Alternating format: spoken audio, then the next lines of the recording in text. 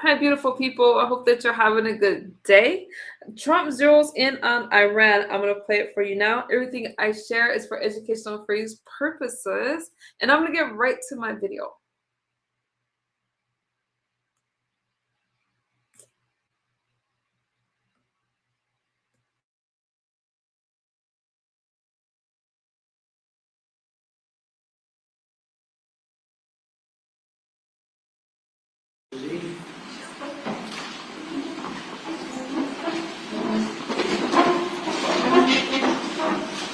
No place like the White House. Do we agree? Agreed. Right, Mr. Kraft?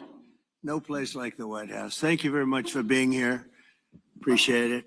And we'll maybe discuss a couple of general topics. This is a board meeting for the Trump Kennedy Center, but we'll go into a couple of other things that we have the media present. It's always present, unfortunately, constantly. And I'll say a few words about what's happening in the Middle East. And if you have a couple of questions, we'll do that, and then we'll get on with our board meeting. So thank you very much for being here. We have a wonderful group of very, very smart, talented patriots at this table. Our powerful military campaign to end the threats posed by the Iranian regime continued in full force over the past few days. They have been literally obliterated. The Air Force is gone. The Navy is gone. Many, many ships have been sunk. They're warfighting ships, but I guess they didn't know how to use them. And anti-aircraft is decimated, their radar is gone, and their leaders are gone. Other than that, they're doing quite well. They've been a terror for 47 years. And now, I guess, the world, through the United States, with the help of Israel, is doing what should have been done many years ago. Should have been done many years ago. Since the beginning of the conflict, we've struck more than 7,000 targets across Iran. And these have been mostly commercial and military targets. We've achieved a 90% reduction in their ballistic missile launches and a 95% reduction in drone attacks. The missiles are trickling in now at very low levels because they don't have too many missiles left. We've also attacked the manufacturing plants, where the places where they manufacture the missiles and the drones. And that's going on today. We just hit 3 of them today. And it's getting very hard for them to manufacture. More than 100 Iranian naval vessels have been sunk or destroyed over the last week and a half. That has to be some kind of a record. Additional strikes continue to launch from all directions every single hour. And as you know, we attacked Carg Island and knocked it literally, destroyed everything on the island except for the area where the oil is. I call it the pipes. We left the pipes. We didn't want to do that, but that we will do that. We can do that on 5 minutes notice. It'll be over. But for purposes of someday rebuilding that country, I guess we did the right thing. But it may not stay that way. Just one simple word and the pipes will be gone too, but it'll take a long time to rebuild that. We are aggressively dismantling Iran's defense industrial base, and ability to rebuild its missiles and drone capability is getting down to close to zero. And we're hammering their capacity to threaten commercial shipping in the Strait of Hormuz, with more than 30 mine-laying ships destroyed. We hit, to the best of our knowledge, all of their mine-laying ships. Now they can put them on other types of ships, I guess, and drop them in. But we don't know that any have even been dropped in. We're not sure that any have been. That's a big negative for them if they do it. It's a form of suicide. But we don't know that they have dropped any in. But we've hit all 30 of their ships and destroyed them. They're all at the bottom of the sea. We strongly encourage other nations whose economies depend on the Strait far more than ours.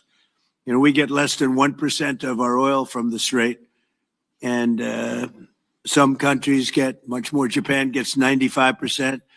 China gets 90%. Many of the Europeans get quite a bit. South Korea gets 35%. So we want them to come and help us with the Strait. We have it in very good shape. The countries, I said, we've already taken care of Iran, but now, because of the fact that literally a single terrorist can put something in the water or shoot something or shoot a missile, a small missile, and it's fairly close range because it is a tight area, and which is one of the reasons they've always used that as a weapon. Iran has always used that as an economic weapon, and it's not going to be able to be used very long. Numerous countries have told me they're on the way. Some are very enthusiastic about it, and some aren't. Some are countries that we've helped for many, many years. We've protected them from horrible outside sources, and they weren't that enthusiastic. And the level of enthusiasm matters to me. We have some countries where we have 45,000 soldiers, great soldiers, protecting them from harm's way. And we have done a great job. And when we want to know, do you have any minesweepers? Well, would rather not get involved, sir. I said, for 40 years we're protecting you, and you don't want to get involved in something that is very minor. Very few shots going to be taken because they don't have many shots left. But they said, would rather not get involved. I just want the fake news media and everybody else to remember that was said, because I've been a big critic of all of the protecting of countries, because I know that we'll protect them. And if we ever needed help, they won't be there for us. I've just known that for a long period of time, just like I knew about the Strait, that it would be a weapon, which I predicted a long time ago, predicted all of this stuff. You guys were very generous in that. I predicted all of it. I predicted Osama bin Laden would knock out the World Trade Center. I made that prediction a year before he did it. I said, you better get him. He's a bad guy. I watched him be interviewed one time, and I said, that's a bad guy. You better get him. 1 year before, exactly. I wrote it in a book. You can even check. About a year before the World Trade Center then came down, President Clinton actually had a shot at him, and he didn't take it. Unfortunately, I'm not blaming him for that, but he didn't take it. And he ended up knocking down the World Trade Center, but I predicted that too. I predicted a lot of things. We strongly encourage other nations whose economies depend on the Strait for blood. I mean, these people literally need it. 95% of their energy or their oil comes out of the Strait, and they should be in here very happily helping us. And it's incredible. We have such we're number one in oil by double now. We drill, baby, drill. We're double any other nation, and it's going to be soon triple any other nation. And that doesn't include Venezuela, who's been great. By the way, the relationship with Venezuela has been fantastic. Literally millions of barrels of oil are being taken out, and it's been a great help, and it's been to their great benefit. The president has done a really good job. We get along with him really well, but we've taken out millions of barrels of oil and brought to Houston and other places to the refineries. We have refineries set up specifically for that. And it's been a great relationship, and more and more is happening. It's a tremendous oil source, and we're stepping it up very rapidly. The big companies are going in, and they will actually numbers in a pretty short period of time, numbers that they've never been able to do. We'll be doing. There's a lot of oil under that land. We strongly encourage the other nations to get involved with us and get involved quickly and with great enthusiasm. I have that from a number of them, and I'd like to say their names, but frankly, I don't know if they would want me to or not, because maybe they don't want to be targeted. But I say, wouldn't matter if you're targeted or not, because this is a paper tiger that we're dealing with now. It wasn't a paper tiger 2 weeks ago. It's a paper tiger now. So now we're going to get down to the reason. We'll take a couple of questions in a moment, but we're going to get down to the reason we're here today. Actually, this was set up a long time ago. It's the Trump Kennedy Center. Over the past year, we've made incredible strides to restore the true purpose and prestige of this revered institution. Together, we're going to ensure it remains the finest performing arts facility of its kind anywhere in the world. And I don't know that it ever really reached that stage, but it will over a period of time. We're rebuilding it. It's in very, very bad condition. It's been it's been somewhat of a disaster, to be honest with you. It's been let go to hell. That's what they've done. They did a poor job. They spent money in the wrong places.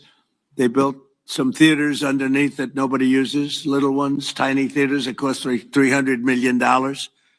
And the money was spent incorrectly, wrong. We're dealing with some networks on the possibility of renting those little theaters. Nobody's going to use them. They want the big halls. The halls are going to be incredible. They're in bad shape, but when they're completed, the bones are potentially something that could be unbelievable. So I want to, before we begin, I want to thank Rick Grinnell. He's been a friend of mine for a long time. He's been unbelievable. He was the ambassador, as you know, to Germany. There was no happier woman in the world than Angela Merkel. Angela. She called me, "Thank you, sir, thank you." Although she liked Rick a lot, there was nobody happier that he was no longer going to be the ambassador to Germany. He was difficult for them. He was not your typical ambassador. He was the opposite. He would do what was best for the United States, not for Germany. And I want to tell you, he did a great job. So good that I put him in charge of a thing called intelligence. And something he didn't really want to do, but he did it, and he did it incredibly well. There were a lot of leakers. He found out the leakers. And when he didn't find out who the leaker was in a certain area, he fired everybody. And he went into one room where there was leaks coming out. These are long-term problems that these various places have had. And he said, "Who's the one that leaked this?" And they wouldn't admit it, so he fired the whole room. And he did a good job. I'll tell you, he was very good. And during this transition period, I asked Rick if he would run it, because we wanted to see. And if you remember when we first took it over, I didn't do it with enthusiasm. I did it because somebody had to do it, had to turn it around, because it was failing. It would have closed, and physically it would have almost fallen down. It was in very bad shape. The steel columns outside, as an example, were meant to be covered. You know, exposed steel is unusual to have in building. What I do best in life is build. I build buildings really well and under budget and ahead of schedule. That's what I do. Unlike the Fed building, which is going to cost billions of dollars. It may never open. I mean, right now, we have a wonderful Kevin, a wonderful new head of the Fed coming in. I don't know if he'll ever be able to occupy this complex that was destroyed by Jerome Too Late Powell. I call him too late because he's always too late with interest. Should cut interest rates. He should cut them right now. They should have a special meeting. What's a better time to cut interest rates than now? A third grade student would know that. But that's a terrible thing. But what I do is build. I build great stuff. And what we're going to do is, right outside. In fact, if you look behind me, see the nice gold curtains? If you want to look into a nice foundation and you want to see a lot of work, very deep, very, very deep for specific reasons, we have a magnificent ballroom being built, because this is the biggest room and it holds like 98 people for dinner. But behind me, you're going to have a ballroom that this building and the people occupying it in particular, every president for 150 years has clamored for a ballroom, a large, beautiful room. This is a cocktail room, and this will actually be, this whole floor will end up being a cocktail room for the cocktail area or pre-area for the ballroom before dinners. So we'll have heads of state. We can't even do a heads of state dinner. Usually what they do is they would do them on the lawn with a tent. But when it rains, the lawn is very low. And you know the land in Washington. It was built on swampy, wet land. And when it rains and you have the king of Saudi Arabia, we have as an example, the king of the UK, I would say king of England, who's a great guy. He's coming in very soon. And when it rains, you know what happened? The rain would go over their feet. It would be about 4 or 5 inches over their shoes. This was not good. So, and it rained a lot. So we're building finally, because I do that. And by the way, no taxpayer money. I want to put that zero. It's going to be, it's on time, on budget. It'll be under budget. Literally, we're having it under budget, other than we've upgraded it in terms of the marbles we're using. We're using onyx and stones that are incredible. But it'll be something really spectacular. I'm looking at Mr. Steve Wynn, who's over there. He built a spectacular building, and he knows Trump builds a spectacular building. I build better buildings than him. I don't care what he said. But Steve is over here, and he really, with his incredible wife, Andrea. And thank you both for being here. Andrea is on the board, and Steve is so in love with his wife, he asked whether or not he could come. And I can say the same thing for the great Bob Kraft. He's got a wife that's so wonderful. He said, do you think I could come? She didn't have to accept that, you know. She could have said no. But Bob said, I would like to come. So, Bob, we will not let you vote, although his vote would be a good vote. He will vote for the proper thing. But it's good to have you both here. These are two great couples that know a lot about the things I'm talking about, like fixing, whether it's building a stadium or building a building. We know they know how to do it. So thank you, Steve, very much. But we've made incredible strides over the past year. If you remember, I said I want to run it for a year just to see, because the place is falling down. It's horrible. Air conditioning, heating is going to be ripped out in its entirety, and needs new. It's old. It's, how many years is it, Rick? What's the total? 50, almost, yeah, over 50. And we have 50-year-old air conditioning, more than that actually, and it's in bad shape. Everything's in bad shape. It's got to be redone. So I said, let's run it for a year just to see how it works. It's better than, you can't just go into something and try and figure it out. And we figured it out over the year. And you have to close it, putting new marbles in, beautiful, beautiful marbles. When you do marbles, you can't have people walking over the marble every night as it's drying and setting and going to a play. So we thought the best way, what I know best in the world is construction. The best way to do it is close it, do it properly, and reopen it, have a grand reopening. And when it's finished, it's going to be far better than it was when it was originally built. When it was originally built, it was good. It has one thing that's very good. It has great sound.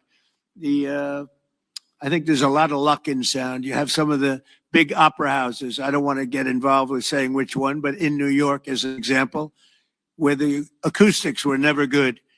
And they've ripped it apart 4 times and rebuilt it, and it was never good. The good thing about the Kennedy Center, the acoustics are good. And they'll only be enhanced based on what we're doing. A lot of it has to do with the stones and the stones you use, the marbles you use, etc. Over the past year, we've made incredible strides to restore the true purpose and prestige that this building will soon gain, I think, at a higher level than it had before. Together, we're going to ensure it remains the finest and will become the finest performing arts facility anywhere in the world. It's got the location, and it will have the building. It's got good bones. It's got good structure.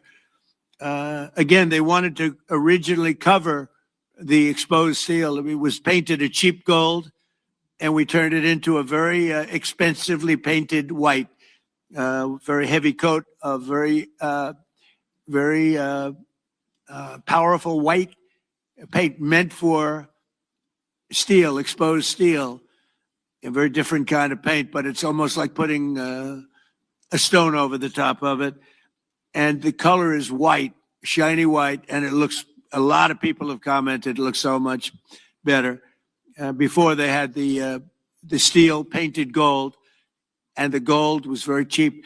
There's actually never been a paint that's made that will look like gold. Steve will tell you that. You either gold leaf it or use real gold bullion, or you use a different color, Steve. Nobody's ever been able to make a gold paint that looks real. Little minor thing for the media. I'm sure you're thrilled with hearing that. But there's never been a paint. I said, someday I'm going to discover a paint where you don't have to actually use gold leaf.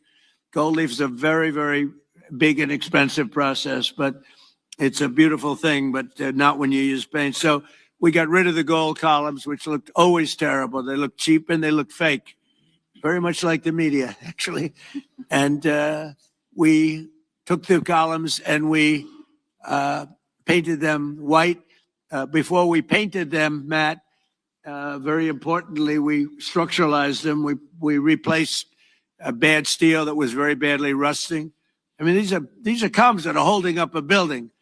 And we had to replace areas of columns that were actually rusted out because it was in very bad shape. It's not even describable how bad this building was, both inside and out. I want to thank Rick Grinnell, but you really did a great job, Rick, on this, and we appreciate it. I'm looking for your next venture, because he really was, there was a story he got fired. He didn't get fired.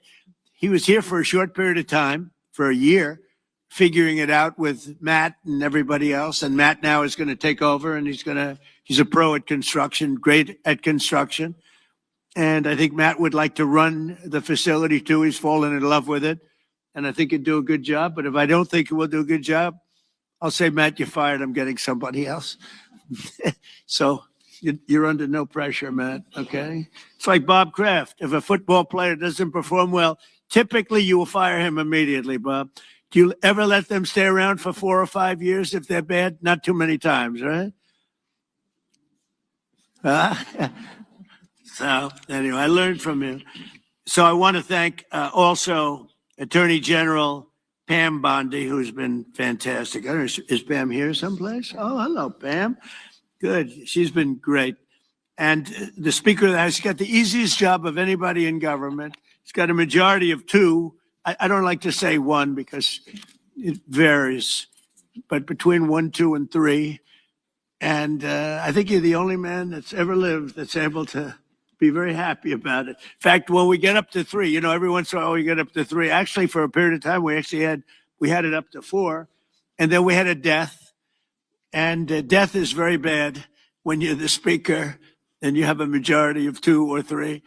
But we had a death, and then we had another death, and we had some things, and but we're looking very strong. We had one man who was very ill. It looked like he wasn't going to make it. I don't know. I won't mention his name. Should I? Do other people know his name? Do you want to mention it? He'll be proud. Go ahead. Tell him the story. Okay. Well, thank you, Mr. President. Congressman Neil Dunn of Florida had some real health challenges, and it was very serious, and had a pretty grim diagnosis. And I mentioned it to the president. And I said, Congressman Dunn is a real champion and a patriot because he's still coming to work. And if others got this diagnosis, they would be apt to go home and retire. And what was the diagnosis? It was, I think it was a terminal diagnosis. He would be dead by June. Okay, that wasn't public, but yeah, okay. That's it was grim. That's what I was going to say.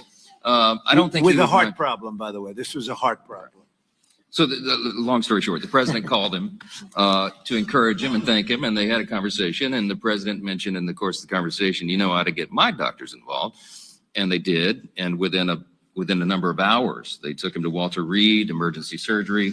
The man has a new lease on life. He acts like he's 30 years younger, and he walked into the conference meeting, and we thought we'd seen a ghost. And I spoke with him over the weekend, and he's encouraged and thankful, and he thanks the president for his leadership and intervention. And thank you. He actually called Mike called me and he said, sir, we're up by 3, but we're going to lose 1 by June. I said, who? Neil Dunn. He's a great congressman. Incredible. He called to say that he was terminal, really bad heart. There's nothing they can do. I said, that's bad. Number one, it was bad because I liked him. Number two, it was bad because I needed his vote. But he really said, Mike, I'm going to last this out for the president and you. And however long I live, I mean, it looks like June is the time, but however long I live, I'm going to be voting for you. I mean, how many people are going to say that? Most of them are going to say, Mike, I'm retiring immediately. That's the end. He's an extraordinary But man. he didn't do that. It really was really impressive. And then I realized I have doctors in the White House. The White House doctors are incredible. And they've helped me with other people. They're helping me with people right now. People that are very sick are like they're miracle workers. And I said, I have to call them. And I called the two doctors. They're both great. And they immediately went over to see the congressman. And he was on the operating table like 2 hours later. Yeah. And it was a long operation. They gave him more stents and more everything that you could have. I think he's got everything that you could possibly have. And they called up. They said, sir, I think he'll be fine. I said, you got to be kidding. He said, I think he'll be fine. And Mike was telling me the story that the other day he came into a meeting for the first time in a long while. Go ahead. Well, it was incredible. I mean, he has a new lease on life. He has more energy than a man half his age, and very encouraged and encouraged all of us. So again, a testament to great leadership. And my hat's off to Neil Dunn and his beautiful wife and family. He's an extraordinary individual. And just, because I don't want to have a terrible story about this, I did it for him first and for the vote second. But it was a close second, actually. But I did it for the vote second. All right. I want to also introduce Susie Wiles, who's fantastic. She's our chief of staff. And she's an amazing person, an amazing fighter. And she announced a minor difficulty, which will be in good shape he'll be around for a long time. She had a diagnosis. You probably saw it. And she's going to take care of it immediately as opposed to waiting. She said, let's do it now. I said, do it immediately, because with that particular ailment, the faster the better. That's the only thing I know about it. The faster the better. She's going to do it immediately. So she just started, actually. And she's going to be in great shape. The prognosis there is excellent, beyond excellent. So, Thank you, sir. but who needs it, right? That's right. Who needs it? So before we took over, just a year ago, this wonderful place was literally on the verge of collapse, both from a financial standpoint, maybe more from a financial standpoint, but also from a physical standpoint. Necessary maintenance has been ignored. The programming was very woke and out of touch with reality. And we had an orchestra that lost like $18 million a year, and they subsidized it every year. So what kind of an orchestra loses 18? And I'm being nice when I say 18, it was much more. And I started looking at the programming. They had tremendous union difficulties, like 19 different unions, and driving everybody crazy. And I think the unions are going to be great. I've always gotten along with unions. As you know, I got great union support. But you had 19 unions. Every time somebody wanted to put on a play, they had to deal with 19 different groups of people. And they say it was like Broadway, but worse. And you don't get worse than Broadway when it comes to the unions. I've watched that for many years. The programming was terrible. And they had a budget deficit of about $26 million minimum, owed a lot of money, were out borrowing money, which is a lot of people don't understand. So under the leadership of this exceptionally talented and rich board, it's a very rich board, not everybody, but most of you are loaded. Ike Perlmutter's got so much money. Look at Ike Perlmutter. He ended up being the largest owner of Disney. Started with, was it $100 or less? It was a little less, Ike, right? He didn't speak English, and he became the largest owner of Disney, right? But then they went woke and he sold the stock. He didn't like Mickey Mouse being woke, right, Ike? But he's one of the most brilliant business people. Thank you, Ike. It's great. And Lori, thank you very much for being here. So I think it's Lori that's on the board, though, right, Lori? What's with these husbands? All the husbands are traveling. I think it's the White House. I got all the husbands with the wives. That's never happened. Boy, oh boy, what great relationships. My wife is going to have to speak to me. This is pretty good. The biggest guys in the country travel with their wives to come to a meeting. But it has something to do with the White House, right, Ike? Right? You don't want to see me. You want to see the White House because it's a special building. But thank you. And congratulations on an amazing career. Most people don't know Ike Perlmutter. Isidore Perlmutter. And started with nothing and built a vast fortune just by deal after deal. Did you ever have a bad deal, Ike? Which was that? Don't tell. See how honest he is? Most people would say no. He says one, and it couldn't have been very bad. Great to have you.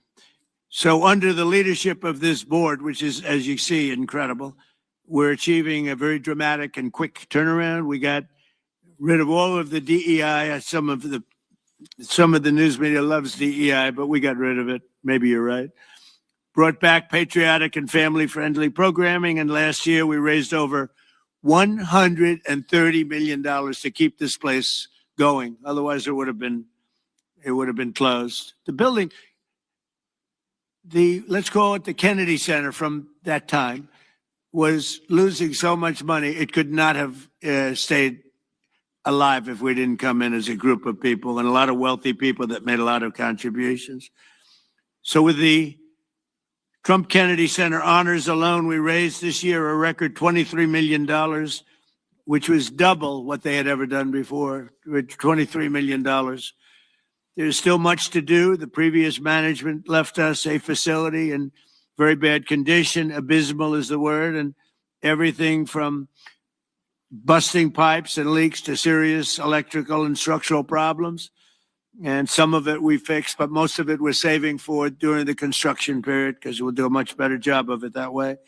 Major renovations are required to keep the facility functional, and that'll start right after July 4th. We're going to have a little bit of a celebration, not a big deal, but a little bit of a celebration on July 4th. We'll have a little party.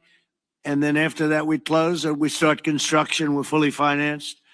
As I announced in February, after a one-year review based on input from highly respected experts and subject to board approval today, we determined, it's a little late for the board because we've already announced it, but these are minor details, but I think everybody agrees. But subject to board approval, we determined that the fastest way to bring the Trump Kennedy Center to the highest level of success, beauty, and grandeur is to cease the entertainment operations for a 2-year period of time as we complete high quality, really high quality construction. And we've already purchased seating as an example. We've already purchased a lot of the marbles and some of the things that are hard to get. Getting quality marble is very hard. It takes a long time. It comes from areas where it takes a long time to mine. And we're getting some of the best things you can. The marble is going to be incredible. The seats that we have, the seating is the highest level. Everything is the highest level. So this temporary closure will enable us to complete the work much faster and much higher quality. As an example, it's hard to show Shakespeare when you don't have any seats. As the seats are being changed, it's not exactly a great experience for people. So the right way to do it is just close it and fix it and open it. We'll begin right after, as I said, July 4th celebration. And thanks to the great, big, beautiful bill, we are fully funded, ready to go. And we have tremendous amounts of money coming in from some people around the table, but also from people that are not here, but that have made very generous contributions toward the Trump Kennedy Center. People that have never given to it before and would never have given it except I asked them to give. So, Rick, I thank you very much for the job that you've done, and I'm delighted that you really are. You did a great job. It was a little rough with a couple of the people, but that's okay. They've survived. Some of the artists, they took a pounding from Rick. It's almost like this guy right over here, Anthony. He knows what it is to pound people. Right, Ike? Anthony knows. Anthony's another great You're not on the board either, Anthony. You're here with your wife? Oh, what's going on here? The most successful people, they're all here with their wives. I'm looking around. Oh, wow, that's impressive. Anthony's another one. He started off with one truck. He had one truck 45 years ago. He ended up with 4,000 trucks, and he sold his company for billions of dollars. And you're here, Anthony? He's a member of one of my clubs, and all he has is cash. He said, I have a big problem, sir. What? I don't know how to invest my cash. Most people have a problem. They don't have any cash, right? Anyway, thank you, Anthony. You're the greatest. So all of these people have done so much, and they've done so much to help. And Matt, I just really, I'm here to a certain extent to wish you good luck with everything and to introduce you to the board. Many of the board know because Matt's been running a lot of the initial construction and planning, and going to be assuming the role of chief operating officer and executive director, where he'll lead a construction crew for the next, a big crew, by the way, because it needs a lot of work for the next 2 years in preparation for the grand reopening.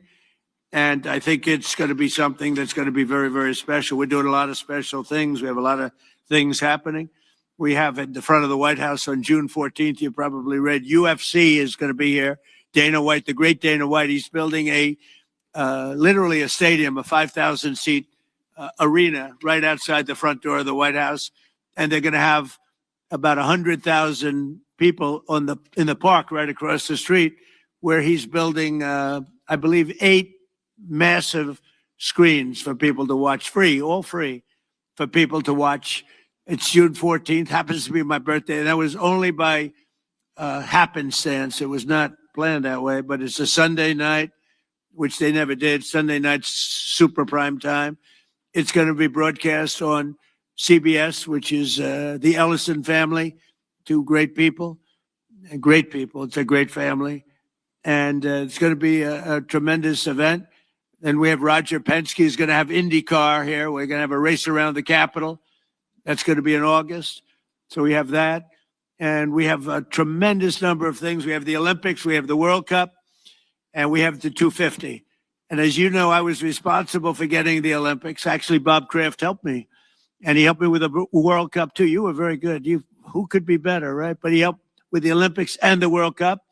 But we have the Olympics coming. I was responsible for that, right, Bob? We have the World Cup coming right now, and I was responsible for that. Then we had a rigged election, and because of that, I was always very upset. When I got the Olympics, I said, I won't be president because it was last term if I went by the normal progression. And then I said, well, let's see what happens. And then they rigged the election, and I said, let's do it again. And we won in a landslide. And I came back and I ended up with the Olympics and the World Cup. Somebody said, did you do that on purpose? So I claimed the Olympics and I claimed the World Cup because I did get both. And then I tried to claim 250-year celebration. I said, I got that. They said, no, you didn't. That one you didn't get. They're giving me no credit for that one, Mr. Speaker. I couldn't. So I gave up on that one quickly. That wasn't working. It wasn't working. But I just want to thank everybody. This board has been incredible, and it's really nice. What we're going to do is we could take a few questions from the press, and then after that we'll have our meeting, and we have a little lunch for the board. So we'll have a little bit of a lunch, and it's an honor to have you all here. It's so many of you, Jimmy, so many of you are friends. It's a great honor to have you here, and we're going to do a great job with the Trump Kennedy Center. Okay, yes, please, CNN. Hey. Thank you, Mr. President. I'm not CNN, I'm Daily Wire, but thank you for the question.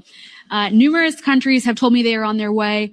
Can you give us a hint what they are, what that entails, how soon they might be there? You mean who are the countries? Yes, sir. I'd rather not say yet, but we'll be announcing Marco Rubio and the various people that are doing that will be announcing.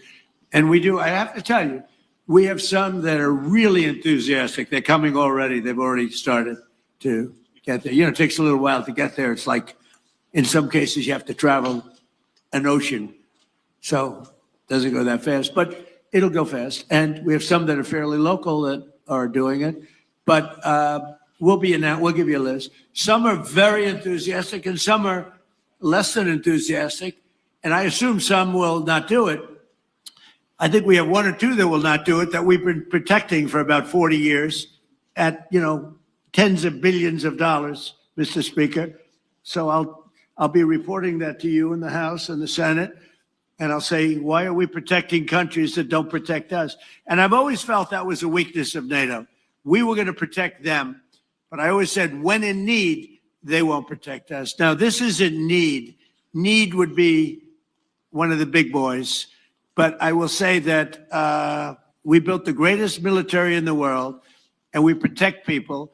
And if we need their mine boats, or if we need anything, any piece of apparatus that they may have because of a situation that they have, they should be jumping to help us, because we've helped them for years stay out of wars. Yeah, please. Thank you very much, Mr. President. Can you tell us if you have spoken with French President Macron about the coalition to reopen the Strait of Hormuz? Have you been speaking with the French president? What does that mean? Have you been speaking with the French President Macron about the coalition to reopen the Strait of Hormuz? Yeah, I have spoken to him. He's been on a scale of 0 to 10. I'd say he's been an 8. Not perfect, but it's France. Are you We don't expect perfect. Are you confident that France will help with the reopening of Strait of Hormuz? Yeah, I mean, sure. I think he's gonna help. I mean, I'll let you know. I spoke to him yesterday. I don't do a hard sell on them, because my attitude is we don't need anybody. We're the strongest nation in the world. We have the strongest military by far in the world. We don't need them. But it's interesting. I'm almost doing it in some cases, not because we need them, but because I want to find out how they react. Because I've been saying for years that if we ever did need them, they won't be there. Not all of them, but they won't be there. I was very surprised with the United Kingdom, because the United Kingdom, 2 weeks ago, I said, why don't you send some ships over? And he really didn't want to do it. I said, you don't want to do it. We've been with you. You're our oldest ally. And we spend a lot of money on, NATO and all of these things to protect you. I mean, we're protecting them. We're working with them on Ukraine. Ukraine's thousands of miles away, separated by a vast ocean. We don't have to do that, but we did it. Well, Biden did it. I mean, I have to be honest with you. Biden got taken to the cleaners. But we worked with them in Ukraine. We don't need to work with them in Ukraine. And then they tell us that we have a mine ship around, and they don't want to do it. I think it's terrible. No, I was very surprised. I told him, we requested 2 aircraft carriers, which they had, and he didn't really want to do it. And then right after the war essentially ended, meaning they were obliterated, he said, I would like to send the aircraft carriers. I said, I don't need them after the war has ended and won. I need it before the war. So I was very not upset. I was not happy with the UK. I think they'll be involved. Yeah, maybe. But they should be involved enthusiastically. We've been protecting these countries for years with NATO, because NATO is us. You can ask Putin. Putin fears us. He has no fear of Europe whatsoever. He fears the United States of America and the military that was built by me in the first term. Yeah. President, you mentioned the significant amount of oil that China derives from the Middle East. What is the status of your conversation with President Xi in terms of getting China to cooperate, in terms of making the Strait of Hormuz safe for those oil tankers? Yeah. So China is a great example. They get 91% of their oil from the Hormuz Straits, which we protected for years. And it always bothered me that we have these countries. Japan gets 95% of its from the Straits, the Hormuz Straits. And it always bothered me that we're protecting and we don't need them. We didn't need them before we started dig we must. Dig me must, that's the Trump policy of lots of oil. And we didn't use them very much. It used to be at 10%. Now it's at almost 0. We don't need oil. We have all the oil we need for ourselves. It's one of the great assets that we have. We have more than double what anybody else in terms of oil production. We're at more than double any other country. So we don't need it, but we did it. It's almost You could say we did it out of habit, which is not a good thing to do, but we did it because we have some good allies there. We have some great Middle Eastern countries there, Israel there. So we did it for a lot of reasons. But it always amazed me that we did it. We never asked for reimbursement, and it was really there to serve other countries, not us. And by the way, we have the Sugar King, same story. Look at that. Alfie von Hool.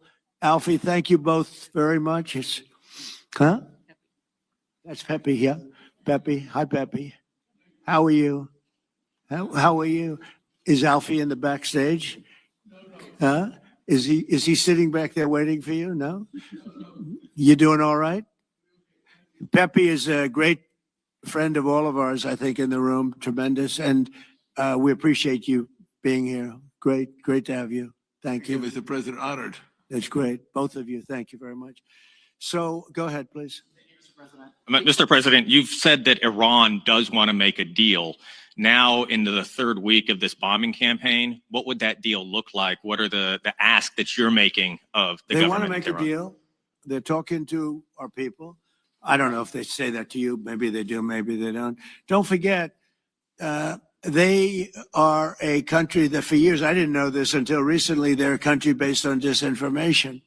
And now they're using disinformation plus AI. And that's a terrible situation. That's a terrible situation. They showed all sorts of things happening in the last 2 weeks that never happened. Between their kamikaze boats that don't exist, between blowing up the aircraft carrier, one of the great ships in the world, the Abraham Lincoln, on fire. They showed it on fire. I called the general. I said, General, what's with the Abraham Lincoln? It looks like it's burning down. No, it's not burning down. Not a bullet was ever fired at it, sir. They know better. I said, this is my first glimpse of AI and what they've done with it. They showed buildings in Tel Aviv burning to the ground, high rises burning. They showed buildings in Qatar. They showed buildings in Saudi Arabia burning, and they weren't burning. They weren't hit. It was all AI based. Terrible. It's terrible. And that's their only, I think that's the only thing they do well. They're negotiating. And we always talk. When, somebody said, well, would you talk? Why would you even talk to them? I talk to everybody because sometimes good things come out of it. But I don't know if they're ready yet. They're taking a pounding. I don't know if they're ready yet. And we don't even know their leaders. Look, all of their leaders are dead, as far as we know, but they're all dead. We don't know who we're dealing with. We knocked out the first group. Then the second group met, 88 met to pick the leader because the first group was all dead. And the second group got knocked out. They're all dead. Then the third group met. I would think they're a little nervous about meeting. I don't know if they're nervous. Maybe they're not. Maybe they're crazy. If they're not nervous, then they're crazy. But we met with the next group, but we don't know who their leader is. We have people wanting to negotiate. We have no idea who they are. Yeah, please, Peter. Thanks, President Trump. What are your advisors telling you about the Ayatollah's son, the new supreme leader? What are they telling you about Well, it's not only them, it's you people. I mean, a lot of people are saying that he's badly disfigured. They're saying that he lost his leg, one leg, and he's, been hurt very badly. Other people are saying he's dead. Nobody's saying he's 100% healthy. And he hasn't spoken because the Ayatollah would sit and he'd spew hate from a form of a throne, not as nice as a throne. I like the English throne much better, but it was a fancy chair. But he'd spew hate from his chair. But you'd see him a lot, right? This one we haven't seen at all. So that could be for a lot of different reasons. We don't know, Peter, if he's dead or not. And now that you've announced, I will say this: nobody's seen him, which is unusual. something else. Now that you've announced that the U.S. has destroyed all of Iran's mine-laying ships, Why can't the U.S. just immediately reopen the Strait of Hormuz? Well, we could, but it takes two to tango. We have to get people to take their billion-dollar ship and drive it up. If when Pepe has his big sugar ships coming around and they cost $1 billion, and we say, I think it's okay now, Pepe, take your ship, drive it through the Strait of Hormuz. He may say, let me wait a little while, because it takes ship owners, and these ships are very expensive. They can cost up to $2 billion. So they don't want to take a chance that, gee, I think you'll be okay. They got to know it. So they don't have to set, we don't know if they even set any mines. But the thought that they may have is enough to keep people from saying, we don't need it. Now, we are pounding that area, that coast, as you know, left side. We're pounding it, like really pounding it hard. And again, they may have no mindset. We hit every one of their mine droppers. They call it the mine layers, right? The ships. They're pretty sophisticated ships. Every one of them is gone. But it only takes one. So it's a little unfair. You win a war, but they have no right to be doing what they're doing. But we're hitting them very hard. And today is a big day where we're pounding a certain area that has very much to do with the strait. And I think we'll get it going very soon. In addition, we do have other nations coming in. You need people to watch and people to see. We have other nations coming in. Yes, please. If the United States is working to secure the Strait of Hormuz for the benefit of other countries like China, and our allies aren't yet stepping up to your standard, is the United States getting back to being the world's policeman?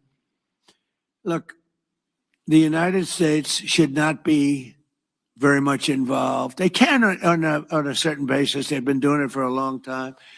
But I've always said, if you look back years ago, I said, why aren't we being reimbursed? These are the richest countries in the world.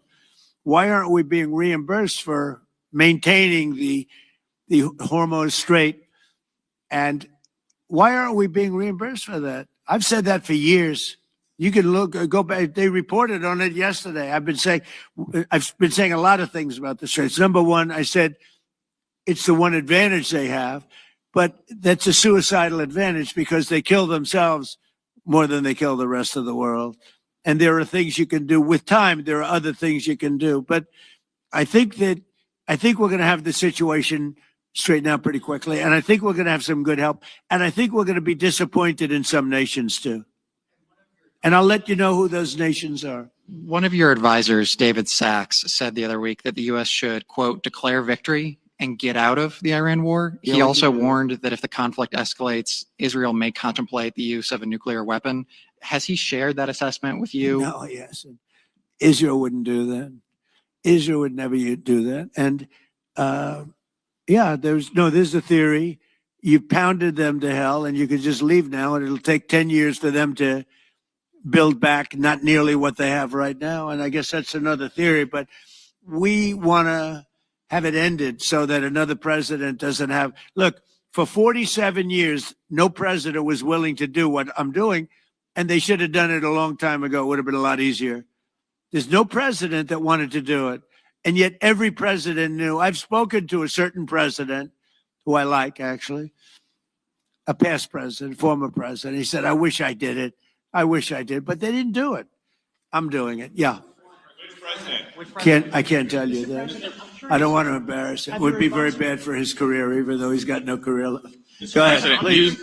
You mentioned. How about the man? Right. Thank you, sir. Mr. President, you mentioned that you're not entirely sure who you're dealing with, who the leadership is in Iran. Do you see a viable opposition movement still in that country following all of the protests that we had seen before the airstrikes and kind of an opposition movement that could become a viable leader in Iran? Well, the biggest problem, and we have brave people in this room, but the biggest problem that I see is that, they put out a warning, and we have the warning. We get everything they get. And it said any protester that goes onto the street will be immediately shot and killed. This is a little tougher than the American way. This is not. this is not quite as tough as nobody can believe it. So I can't imagine. They don't have guns, and the other ones have guns, highly sophisticated machine guns and AK-47s and other kinds of guns. And they did that with the women. So the women had 250,000, even 500 people protesting a year ago. And they shot women right through the middle of the forehead with snipers. And they didn't have to do many. About 10 went down bleeding profusely. And 250 to 500,000 women went running in the other direction, because they can be brave, but they're not stupid. And they have no gun. And you have snipers in buildings specifically for this reason. So a woman goes down falling, bleeding from the head, and it doesn't take long for that to spread. And when that spreads, that crowd dispenses. And nobody else has been able to do that to the extent that these people are violent. They killed a minimum 2 weeks ago, 32,000 people. So, and they put out actually a notice 2 days ago. If you protest, you will be shot and killed.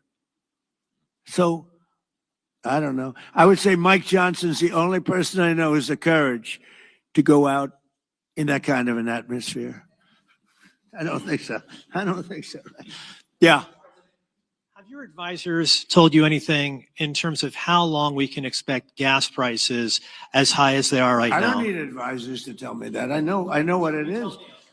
You know, the Prime Minister of UK, United Kingdom, yesterday told me, I'm meeting with my team to make a determination. I said, you don't need to meet it with the team. You're the Prime Minister. You can make your own. Why do you have to meet with your team to find out whether or not you're going to send some minesweepers to us or to send some boats?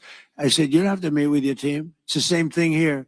I can tell you that when this is over, oil prices are going to go down very, very rapidly. So is inflation, so is everything else.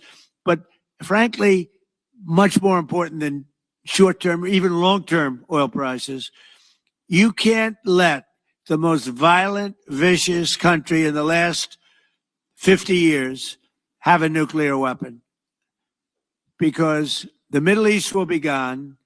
Israel will go first, without question, and they'll certainly take a shot at us before we get our act together and say we got to take them out. You can't let Iran, who's truly a nation of great terror and power. Look what happened in the last 2 weeks. They weren't supposed to go after all these other countries in the Middle East. Those missiles were set to go after them. So they hit Qatar, Saudi Arabia, UAE, Bahrain, Kuwait. Nobody expected that. We were shocked. And the other one, you know, they fought back. They could have yielded. But think of it, if we weren't around, they had tremendous power. They had thousands of missiles, most of which we've terminated. They had thousands of drones. They were making drones and missiles all over the place. We've knocked out most of those factories. I mean, now they're sending out 2 or 3 missiles. Now, you know, they've still got some. They might have 8% left. But mostly they've been eliminated. They've been terminated by what we did and what Israel did too. Yeah, please. Israel is expected to expand its ground offensive in southern Lebanon to go after Hezbollah. Have you discussed that with Israeli leaders? Yeah. And does the United States support a potential Israeli invasion of Lebanon? Yeah, no, I did. And I know look, Hezbollah is a problem. It's been a problem for a long time, not just now. And it's a certain area, because I was with the other night a person whose parents live in Lebanon. This is a very substantial person, wealthy person, whose parents live in Lebanon. I said, really? How do you live in Lebanon? Your parents are living? Oh, yeah, they live there. And over the years, they've gotten used to the fact that it's being bombed. But they explained to me that it's really a different section of Lebanon. It's the section where Hezbollah is. And they get used to it, I guess. I don't know. I mean, people live in Ukraine. You would think they wouldn't live in Ukraine, but they live in Ukraine. I don't know that I'd do that. but they live in Ukraine, they live in Lebanon. Hezbollah is a big problem, and they're rapidly being eliminated. Thank you very much, everybody. I appreciate it.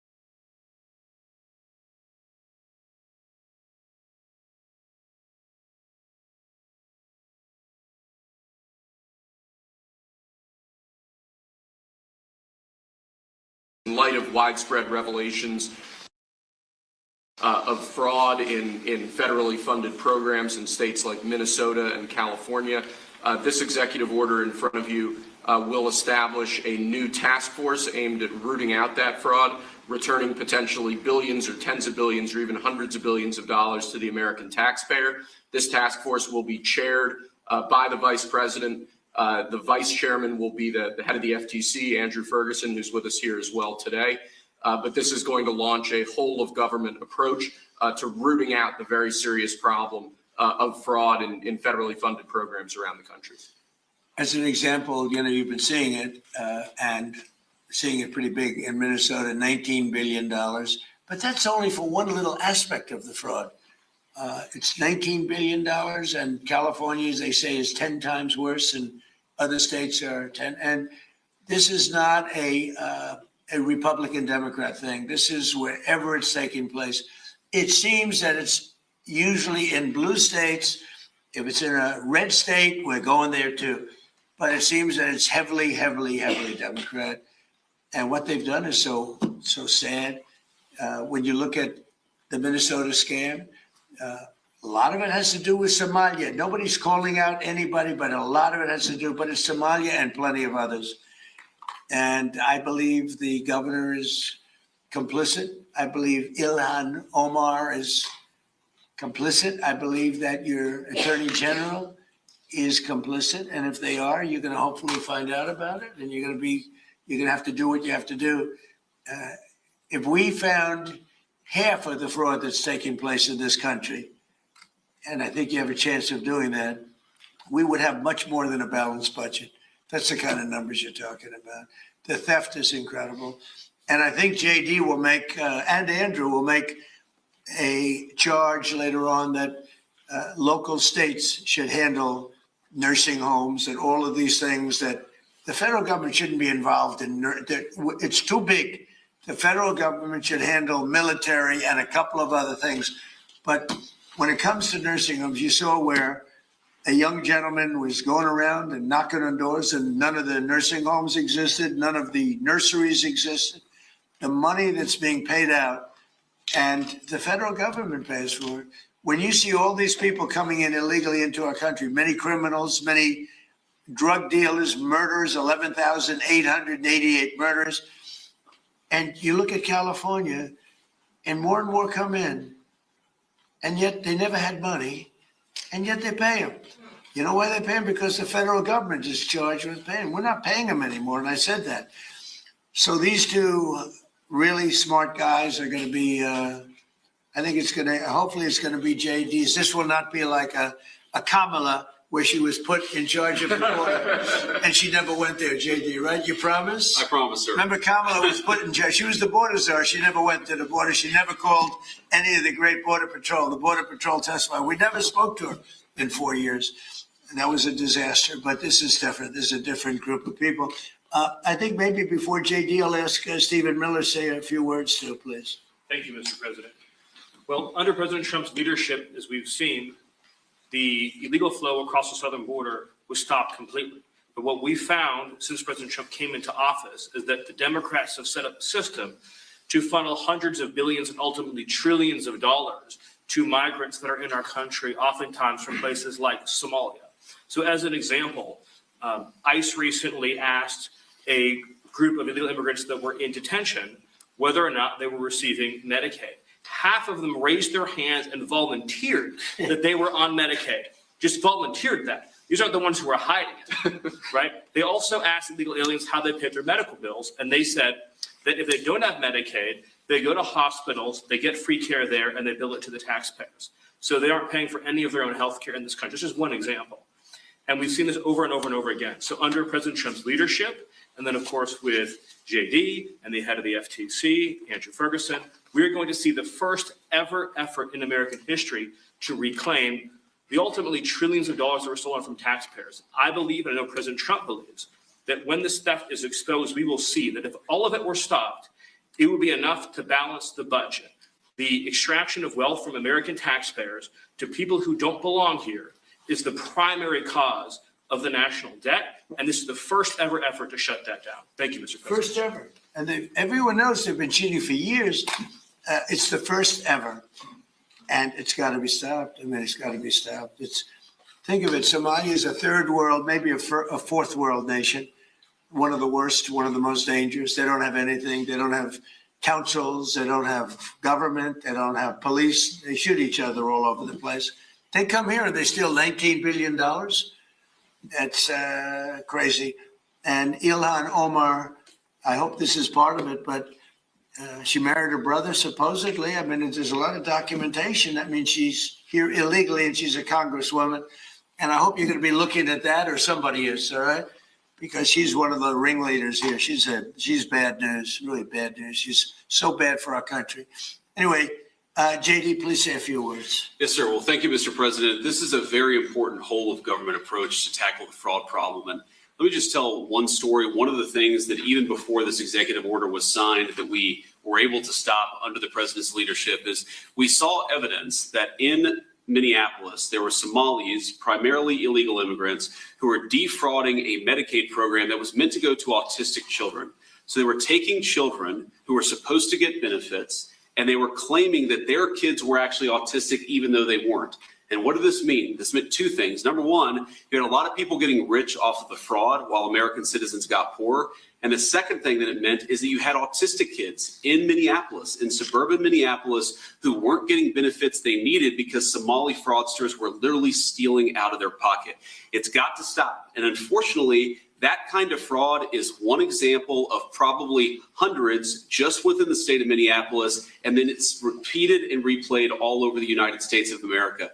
When we first started talking about this problem, the president made it very clear he wanted us to take the fraud problem seriously because nobody had until he was president. We started to figure out one big hole that existed is that the agencies of the government weren't actually talking to each other. So Treasury would have evidence of financial fraud, but wasn't talking to the Department of Justice about it. Health and Human Services had evidence of Medicaid fraud, but wasn't talking to the Department of Treasury about it. So what this executive order does is force the entire apparatus of the federal government to do two things: stop the fraud on the American taxpayer and make sure that the benefits that ought by right go to American citizens and not to fraudsters. Andrew Ferguson will be the vice chair and is going to do a great job. If you're curious what's the difference between the vice chair and the chair, the vice chair is going to do all the work and I'm going to take all the credit. Andrew. Yeah, look, I mean, millions and millions of Americans pay into these programs every day and they expect to get something out of it. And this fraud is just siphoning money that millions of Americans pay to fund their hospitals, to fund their daycare centers, into completely fake businesses. It isn't just unfair to all of us as taxpayers who pay for all this. It's particularly unfair to the Americans who need this the most and watch this money leave their hospital, leave their school system, and go out to fraud. And that is why this effort is so important. And I think we've just begun really looking at this, but I think that one of the things we're going to find is that in a lot of these agencies, the previous administration was pretty lax about existing anti-fraud controls, and we're going to expose that too. I would take the word pretty out. I would change it with unbelievably lax.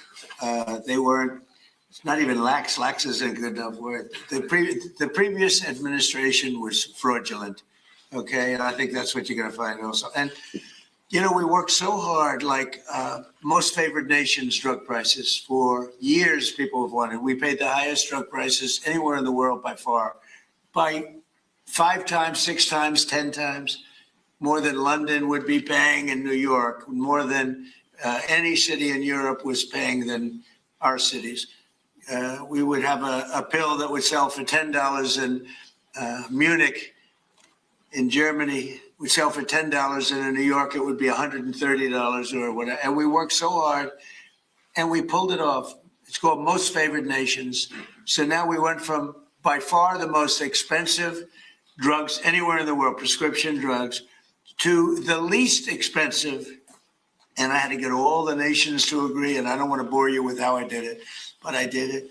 Everyone said it was impossible to do, including the drug companies, and we did it. We worked so hard on it, and we're going to save so much money for the people. Your drug prices are going to be dropping at levels never even by 50, 60, 70, 80% in some cases. But you work so hard, and then you see them stealing $19 billion.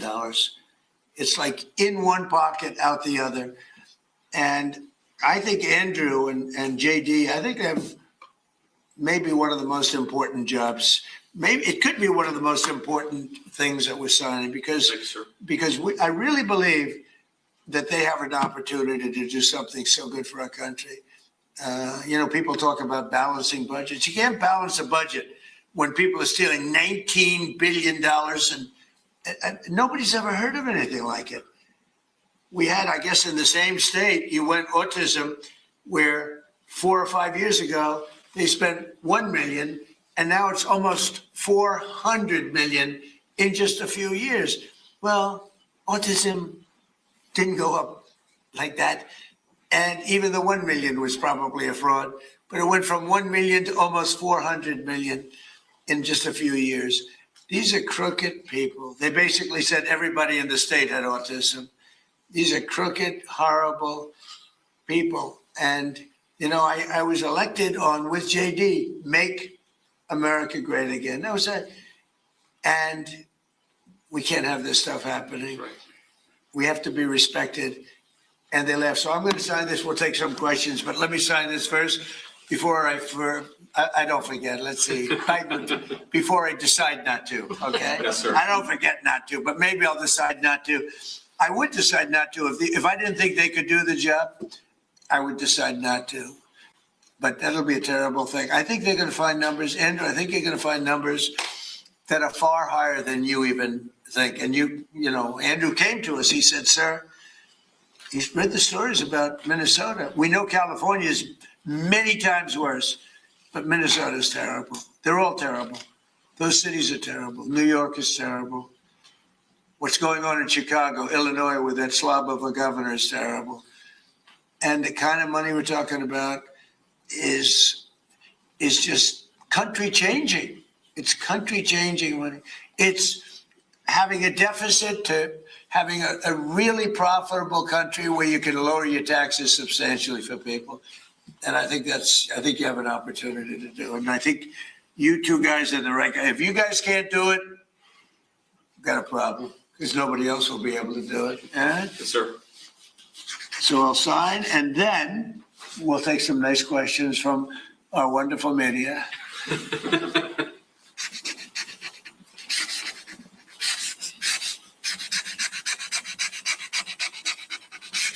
Okay. Good one.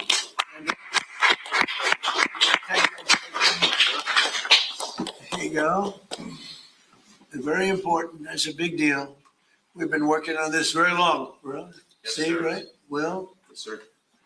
Andrew, do you have a question? Yes, Mr. President. You said during your State of the Union that this type of fraud, the corruption, is the type of thing that can shred the fabric of a nation. Why do you suppose then that leaders in recent memory haven't looked at the systemic amount of fraud Because that's they're taking crooked. place? And Because they're crooked. They make money. They gain power. They use it for power. Like with the Somalians, they vote in a block, 100%. They make a deal with the Somalians. They all vote because they're on a gravy train. It's money first, power second. A lot of people say power first now. It's money first, power second. Do you ever see where like Mercedes, people come over from Somalia, they have no money, and now they're buying Mercedes-Benz cars, okay? It's more cash goes out of the Minnesota airport than any other place in the world or something. we're going to find it. And Minnesota is really bad. The governor's corrupt. The attorney general is totally corrupt, just like the New York State attorney general, Letitia James. She's a highly corrupt person. Bragg, the DA, is a corrupt person. They're all corrupt. These are corrupt people. And we got too many of them in our country. And we have to expose them, and we have to catch them. And if these two guys can't, these are high IQ people. I've always liked high IQ. These are high IQ people. If they don't do it, we're going to go a long way, fellas, to find somebody else that's going to. We have no choice. If honestly, and they may not do a good job. If they don't do a good job. Thank you, sir. It's possible. If they don't do a good job, the country's sort of in trouble. Yes, go ahead. Thanks, sir. Two questions for the And I think they're going to do a great job. Go ahead. First, Mr. Vice President, Democrats are already calling you the fraud czar. What's your reaction to that title? And then second, Good time. given I like your past skepticism of foreign adventurism, are you completely on board with the current war in Iran? So I like fraud czar. It's certainly what we're going to do. And look, we have to do it. As the president said, this is a problem that has festered in this country for far too long, and far too few people have actually wanted to do anything about it. That's what makes this administration different, is that we actually tackle the problems the American people have been confronting. So I'm very happy about it. And look, I think that I know what you're trying to do, Phil. You're trying to drive a wedge between members of the administration, between me and the president. What the president said consistently, going back to 2015, and I agreed with him, is that Iran should not have a nuclear weapon. We have taken this military action under the president's leadership. I think all of us, whether you're a Democrat or Republican, should pray for success and pray for the safety of our troops. That's the approach that I've taken. Make it as successful as possible. So there's no hesitation, given your past statements, with the current operation? What do you mean there's no hesitation with my past statements? Given your skepticism of foreign adventurism, you were a critic of the global war on terror previously. Well, I think one big difference, Phil, is that we have a smart president, whereas in the past we've had dumb presidents. And I trust President Trump to get the job done, to do a good job for the American people, and to make sure that the mistakes of the past aren't repeated. Absolutely. Thanks, sir. Look, JD's been great, but here's the simple thing. And I have, some people, I don't want wars. I want wars less than almost anybody. Peace through strength. But you know what? I've watched Iran for a long time. I've called them out 20 years ago when I was a civilian that liked watching the world. And they're violent, vicious people, the leadership, violent, vicious people. They killed 32,000 protesters over the last 3 weeks. They put out a memo 2 days ago saying, if you protest, we will shoot you and kill you in the streets. And somebody said, oh, there's not that many protests. Well, first of all, there are bombs going off all over the place. But even if there weren't, who's going to do that? Who's going to do it? They don't have any guns, and the other ones have latest in line machine gun, right? And every form of gun you can have. They shoot them right through the middle of the head. They're violent people. If they had a nuclear weapon, they would use it. And sometimes I'll have some of the people that, feel very strongly, like I do about wars. And I say, do you think Iran is violent, and do you think their people are violent? Yes, leadership. Do you think they should have a nuclear weapon, which is massive power? I don't even want to discuss how powerful, because it's depressing. And they said, no, they shouldn't have. Definitely they shouldn't have. They said, and you don't want to fight war? No, we don't want to fight war. So these are naive people that frankly are stupid. If you believe that Iran should have a nuclear weapon, there's something wrong with you, because they would use it the only question is within 1 hour if they get it, or 1 day. They will use it, and they will blow up the entire Middle East, not just Israel. They'll start with Israel, but they will blow up. And you got to see that when they unexpectedly started sending missiles to every country within 1,000 miles of them. I mean, they're blowing up countries that were neighbors, not necessarily some friends. They actually were blowing up some friends. They were blowing up the people that handle their accounts. They're sending thousands of missiles into countries that didn't expect to be in the war because they wanted to take over the Middle East. And if I didn't terminate Barack Hussein Obama's horrible Iran nuclear deal, which I did in my first term, one of the dumbest deals, perhaps the dumbest deal because of the danger involved, you would have had them have a nuclear weapon 3 years ago, maybe 4 years ago. They would have used it, blown up the Middle East, and they would have then come after us. And if these gorgeous B-2 bombers, give me that bomber, Andrews. Let me just hug that little sucker. Give me that bomber over there. Thank you. You knew immediately which one. This looks small, but in person it's very big. Because it's the only plane capable of carrying a 200,000-pound bomb. So I don't know how they do it, because it's very sleek and nice, but it carries a lot of weapons and there's a lot of bombs. But had I not sent this incredible machine times numerous others to hit Iran at midnight with no moon, dead dark, every single bomb was dropped right down the chute that it was supposed to hit. How they do it, who knows? Nobody else can figure it. No other country can do it. No other country has our military or even close. And I think we've probably proven that with Venezuela and now with because we have done a number on Iran. But if I didn't do that, if I didn't decimate, I call it their nuclear dust, they would have had a nuclear weapon within 1 month after that bombing took place.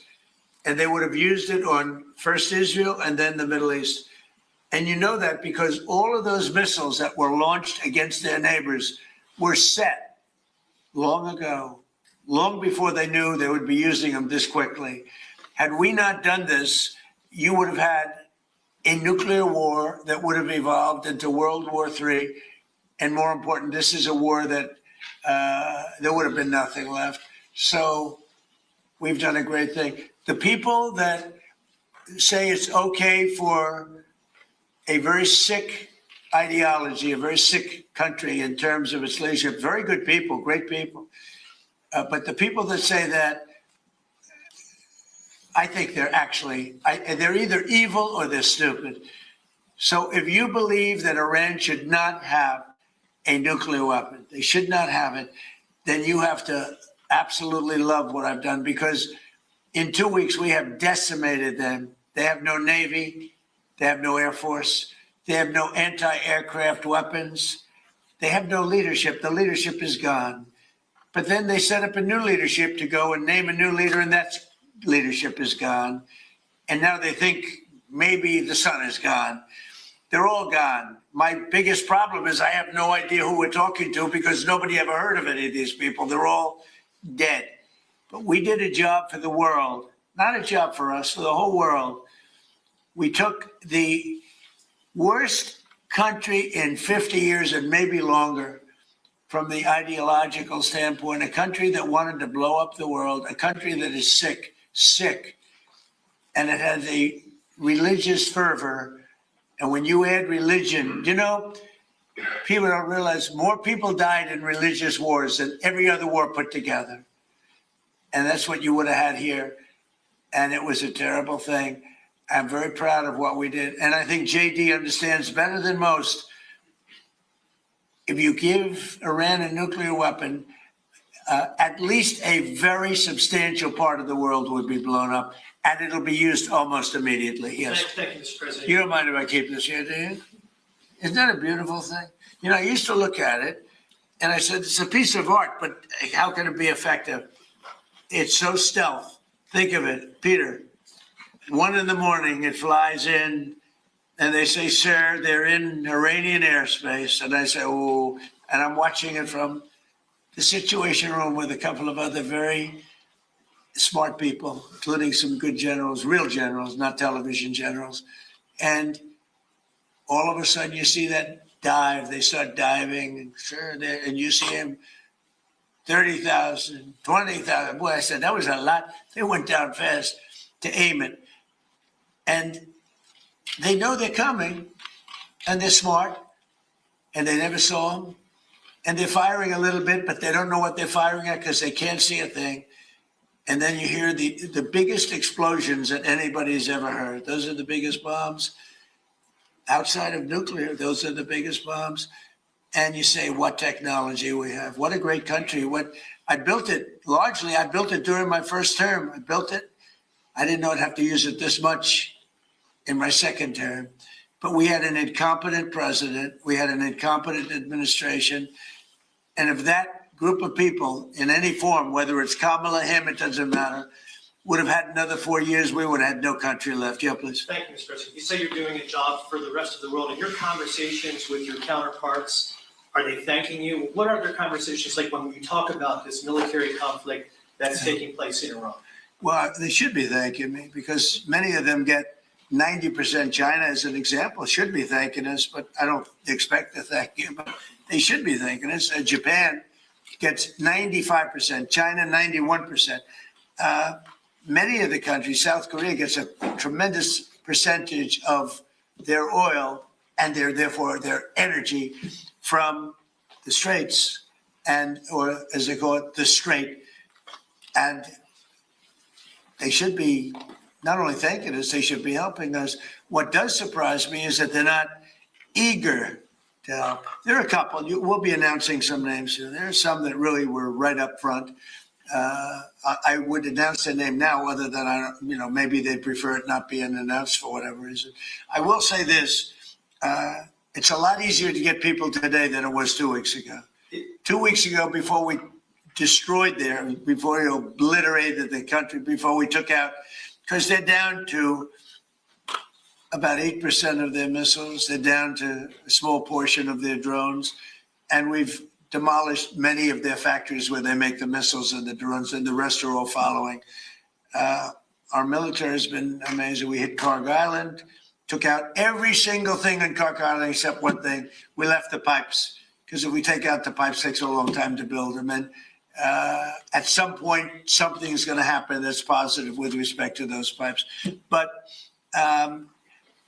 there are some countries that greatly disappointed me. And, I'm the one that got them to pay from 2% to 5% of GDP, NATO. And I get along great with those countries in NATO, but I always said, the problem with NATO is we'll always be there for them, but they'll never be there for us. And when I hear the UK, which was sort of considered the Rolls Royce of allies, right? When you say they were the oldest and they were going to be there. And I say it would be really helpful if you'd send over a couple of ships. And if you have some minesweepers, which they do, be very helpful. And the prime minister is a nice man. I think he's a very nice guy. He says, well, I'd like to ask my team. I said, you don't have to worry about a team. You don't have a team. You're the prime minister. You can make a decision. Well, I have to speak to my people. I said, you don't have to speak to anybody. So it's very disappointing. And then after we obliterated them and destroyed their military, the whole thing, and it became a much safer zone, he said, we're going to send over 2 aircraft carriers. I said, I don't want them anymore. I don't want them after we win. I want them before we start. I don't need your aircraft carriers after we've already won. So, those things are very disappointing. And you have to remember, we have 45,000 troops in Japan. We have 45,000 troops in South Korea. We have 45,000, 50,000 troops in Germany. We defend all these countries. And then, do you have any minesweepers? And they say, well, would it be possible for us not to get involved? I've been saying it for a long time. This is the greatest thing to come out of this. We spend trillions and trillions of dollars on NATO to defend other countries. And I always said, but if it ever comes time to defend us, they're not going to be there. Many of them would not be there. And we're going to have to start thinking more wisely in this country. Some have been very good. 1 or 2 have been great. I'll tell you who the great ones are at the right time. But there have been some that were right up there, Peter. They were right up there. They wanted to do it so much. Go ahead, Peter. Thank you. You were talking about Iran a couple times today and what they did after Epic Fury began. You said they hit Qatar, Saudi Arabia, UAE, Bahrain, Kuwait. Nobody expected that. We were shocked.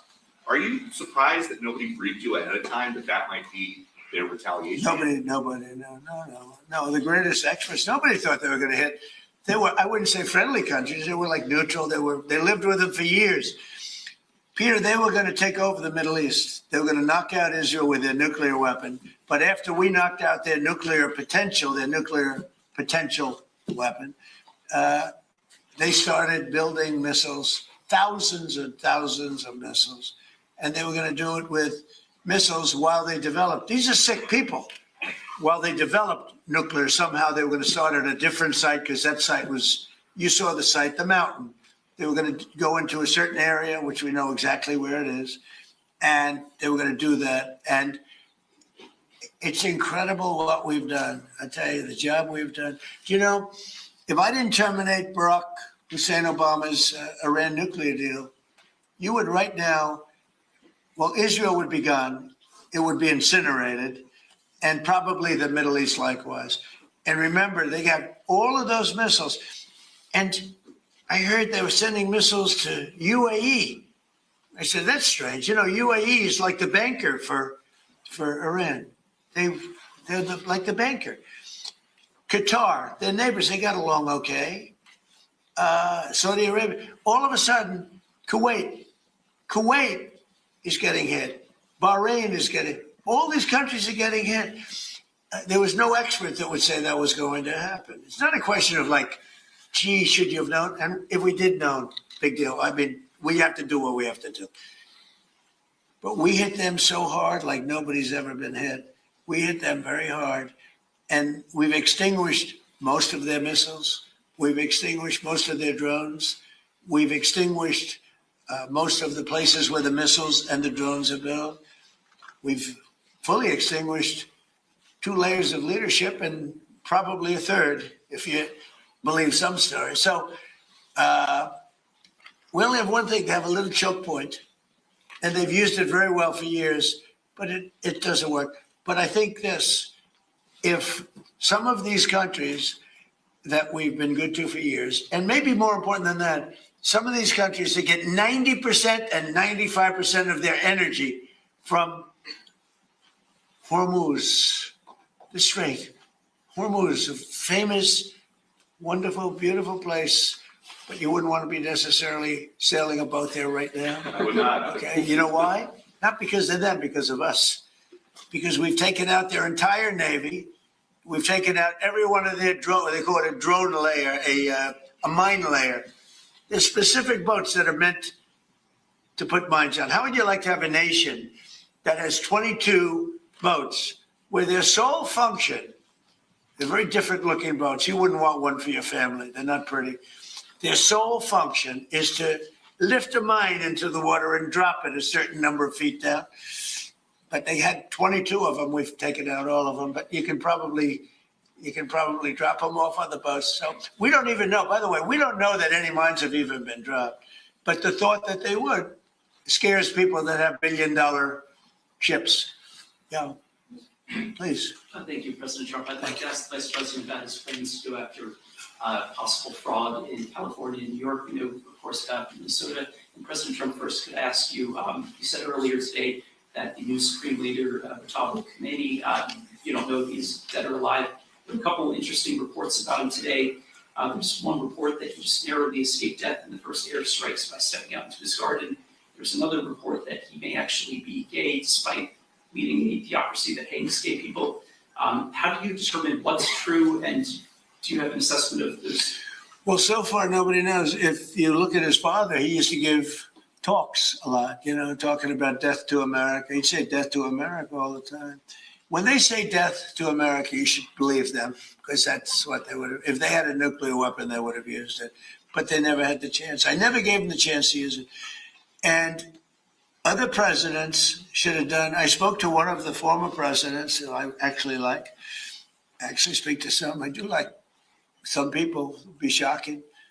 And he said, I wish I did what you did. Could have done it. Other presidents, somebody should have done it. 47 years this went on. They call Iran the bully of the Middle East. And you could have never had the Abraham Accords. You could never have had peace in the Middle East. Now you're going to have peace. You could never do it with the dark cloud of a nuclear Iran. But Iran is a shell of itself. It's no longer a bully. It's the one that gets bullied. It's a bully that got beat up. We beat the crap out of them. And they deserve that. You know, when you see a soldier walking down the street without his arms, or being helped down the street because he's got no legs, or his face is blown to smithereens with no legs and no arms, those two, no legs, no arms, and a face that got racked, That was done by roadside bombs. That's the favorite weapon of Soleimani, who I killed in my first administration. General Soleimani, had I not killed him, that was the beginning of their downfall, because had he not gone, it's possible that we would not be this far advanced in destroying Iran, because he was a really good general. He was a vicious, horrible man, but he was a brilliant general. And he was looking to knock out 5 of our military bases at one time. And the man that died with him was his counterpart in Iraq. And they were working together. And they got hit real hard. And if that didn't happen, we would have had a problem. But maybe more importantly than that, he was really the mastermind behind it. And they never found somebody to replace him in terms of the genius. I knocked him out. And that was a big step, knocking him out. But if we didn't get rid of the Obama deal, I terminated it against the wishes of my then Secretary of State. He was no Marco. Against the wishes of a lot of people at the time. You remember that, Peter? A lot of people. Had I not terminated, remember that, Stephen? You remember? They were all going, no, dude, this is not, that deal was a disaster. That was a road to a nuclear weapon. They would have had it 3 years ago, and it would have been used, I would say, 2 to 3 years ago, and it would have been used in the Middle East. And by the way, after they were finished that, they were coming over here. They never got a chance to do it. I just want to ask you about something very interesting that you said twice today. That you talked to another former president about the Iran strikes. Was it George W. Bush? No. Was it Bill Clinton? I don't want to say. I don't want to say. Because Barack Obama. a member of a party, they have Trump derangement syndrome, but it's somebody that happens to like me, and I like that person who's a smart person. But that person said, I wish I did it.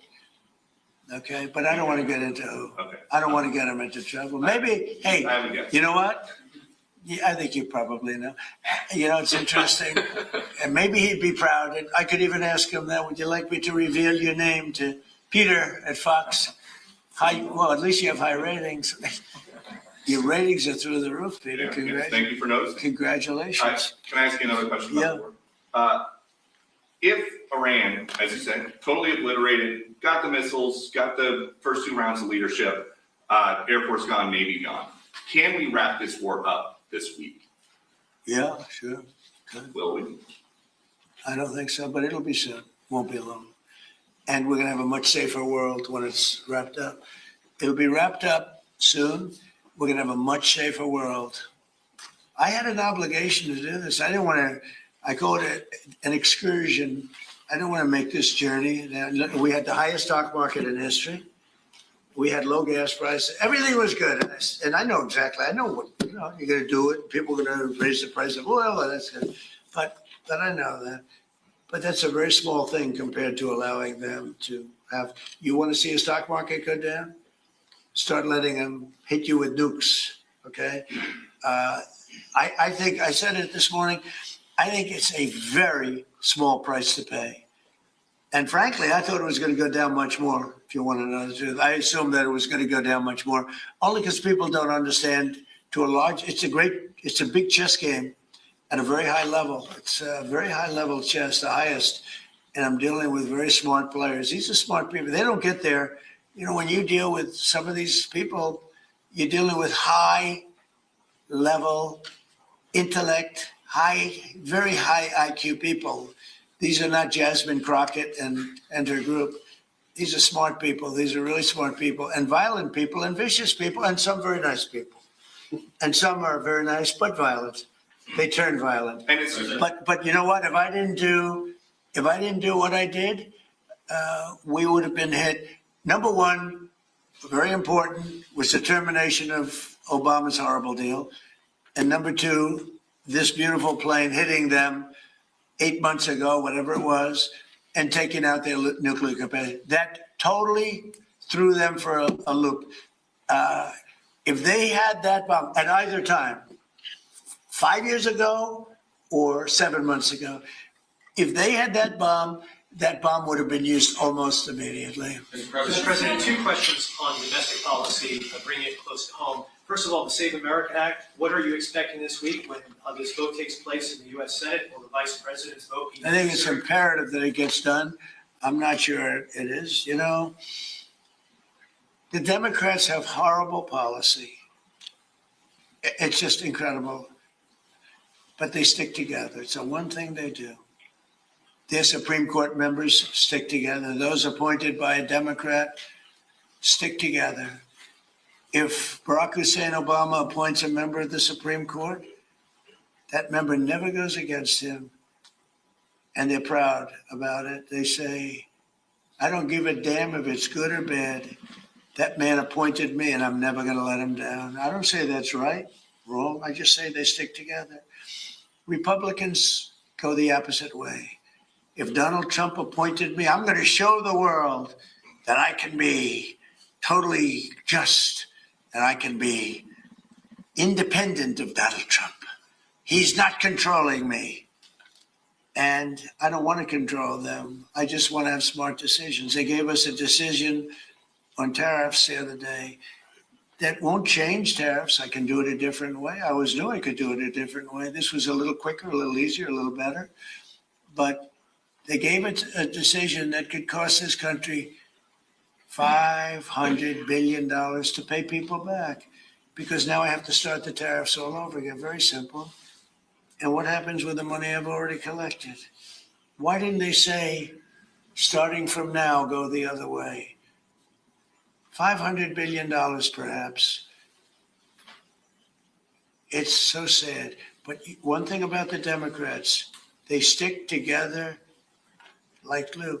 They impeached me twice for absolutely no reason, unanimously. Fortunately, the Republicans stuck together, and it was something. It was pretty wild. But the Democrats have horrible policy, transgender for everybody, open borders, men playing in women's sports.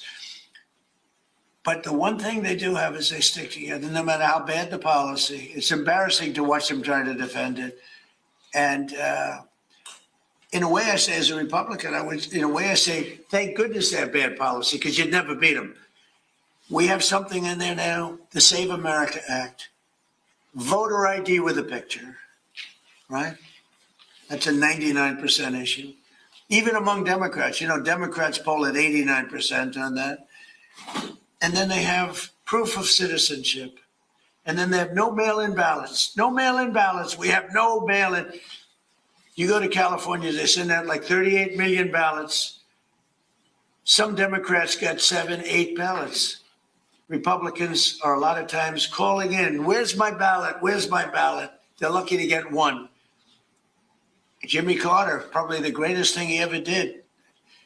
I thought he was a nice man, not a great president, to put it mildly. How did his attack work out in Iran? Not too good. I think ours is slightly better, wouldn't you say?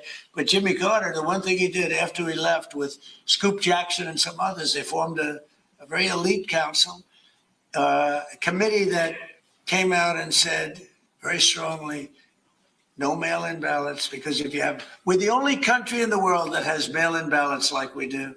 The only country in the whole world. People have tried it. France tried it and they went away.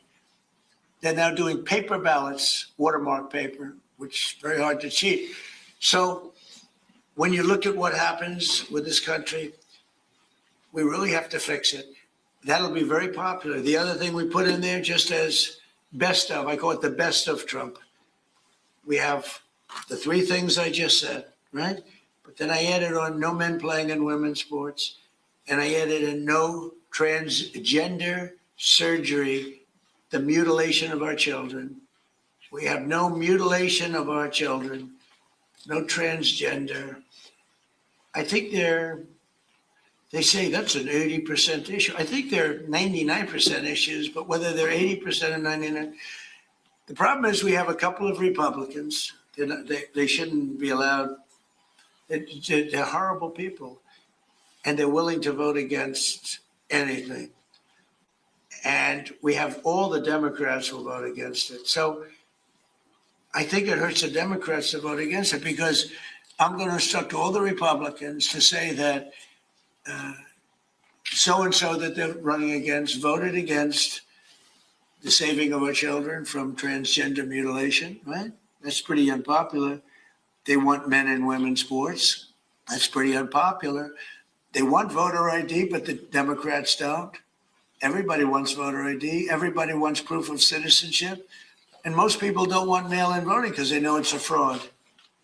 Touches too many hands. I mean, the postman gets it, this one gets it, that one. So these are all issues that are in the 90s to 100. I would say some are virtually 100%. And the interesting thing is they're that way not only with the Republic. I'm not talking about leadership. I'm talking about they're that way also, most importantly, with the people. The people of our country want voter ID. The people of our country want proof of citizenship. And that includes 88%, 89% of Democrats. And I think the Republicans, Eric Schmidt, Rick Scott, Tim Scott, I speak to so many of them, they all want it. I hope John Thune can get it across the line. He's trying. I mean, he told me this morning, I spoke to him, he's trying. I think it'll be a very, very bad thing for our country if they don't. We're just asking for basic things. Think of it. You can't have voter ID. Do you know in California, if you ask a person to show their identification, they have the right to put you in jail. If you're an official and you say, "May I please see your identification?" you're subject to going to jail. That's how crazy it's gotten with a low IQ person, you know, because Gavin Newsom has admitted that he has learning disabilities. Honestly, I'm all for people with learning disabilities, but not for my president. I think a president should not have learning disabilities, okay? And I know it's highly controversial to say such a horrible thing. The president of the United States, Gavin Newsom, admitted that he has learning disabilities, dyslexia, everything about him is dumb. But then he looked at the audience and said, "But I'm smarter than you," or something like that. That was pretty silly. So now on top of everything else, I call him a racist because it happened to be a black audience. I will tell you this.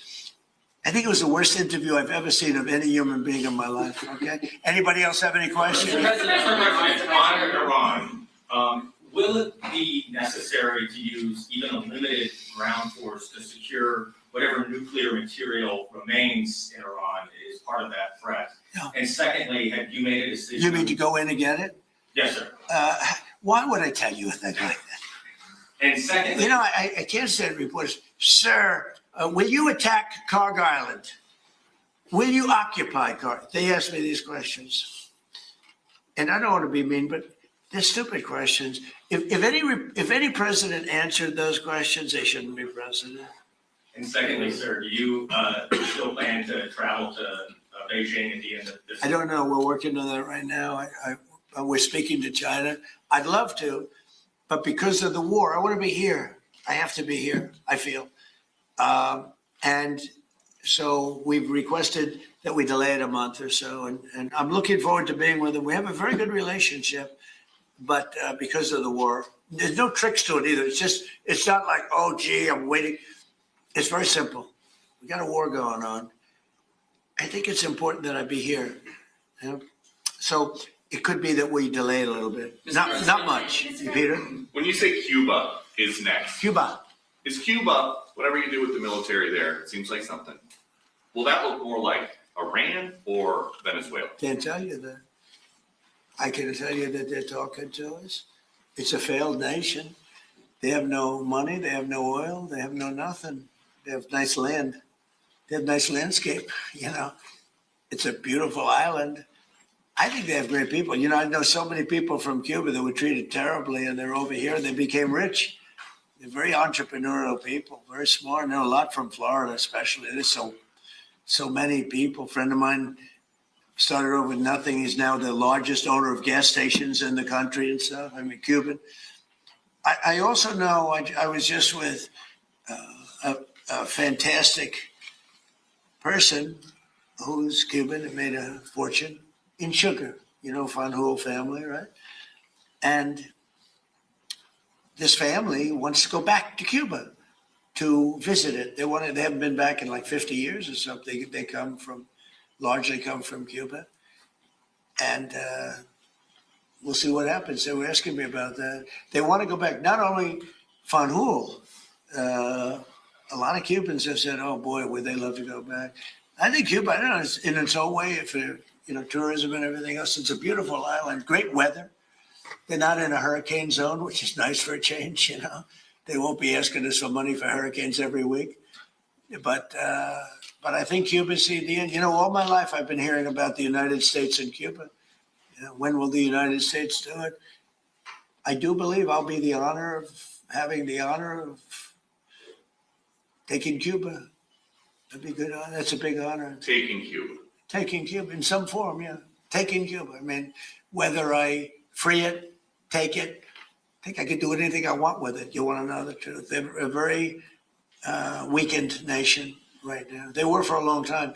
Very violent leaders. Castro was a very violent leader. His brother's a very violent leader.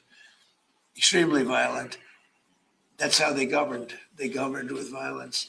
But a lot of people would like to go back. Okay, one more question. A quick question on fraud for Vice President Vance. Mr. Vice President, you announced a couple of weeks ago in the EOB that the administration would be halting Medicaid payments to Minnesota until the state decided to take pervasive steps to root out fraud. Do you have an update to that specific situation? Do you think that could be a model moving forward for the task force for states that won't cooperate? So I don't have an update there. Dr. Oz is looking to it, trying to work with the authorities in Minnesota to try to figure that situation out. But yeah, I mean, I think there are two obvious tools that we have to stop the fraud that's happening against the American people. One is that when we see evidence of fraud, we stop the payments. Pretty simple, right? We know that the American people are being defrauded. Let's try to stop the payments and ensure that whoever's making these payments is actually complying with some basic due diligence and making sure the payments are going to the right place. I think the second tool, of course, we have, as the president mentioned, is we have law enforcement options. We know that some of this fraud is just bad. Some of it's criminal. We know that people are intentionally trying to defraud the American people. It's not just in Minnesota, it's all across the country. 99% is criminal. Yes, sir.